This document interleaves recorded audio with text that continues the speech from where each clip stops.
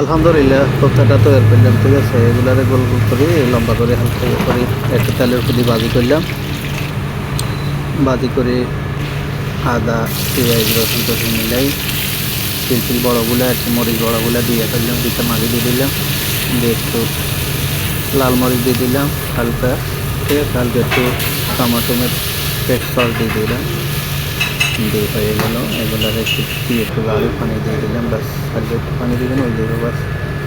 লাস্টে একটু টমেটো দিয়ে দিবেন, ব্যাস। এভাবে তৈরি করবেন ইনশাআল্লাহ। আলহামদুলিল্লাহ সেরকম হয়েছে, এভাবে তৈরি করে খাবেন, ঠিক আছে। আর এই সাদা বাট্টা বানাইলাম, এটা বড় ওই চাইলে একটু বড় মোটাগুলা, এগুলা দিয়ে তরকারি দিয়ে খাইতে সেরকম লাগে।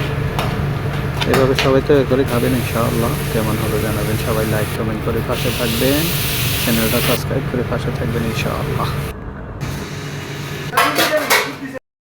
ঠিক আছে, মশলাগুলো দিলাম, আদা রসুন দিলাম, একটু লবণ দিয়ে দিলাম, একটু তেল দিয়ে দিলাম, জৈতুনের তেল, একটু লেবু দিয়ে দিতেছি, ঠিক আছে। দিয়ে মিক্সার করে হেলাইলাম, ঠিক আছে। মিক্স করলাম, ঠিক আছে। তারপরে সুন্দর করে মুড়িগুলো দিয়ে দিলাম, দিয়ে মিক্সার করে রাখি দিব 2 ঘন্টা। এভাবে রাখি দিলে মুড়ির ভিতরে মশলাগুলো ঢুকে যাবে, টেস্টটা বাড়বে, ঠিক আছে। দেখতে থাকুন ইনশাআল্লাহ।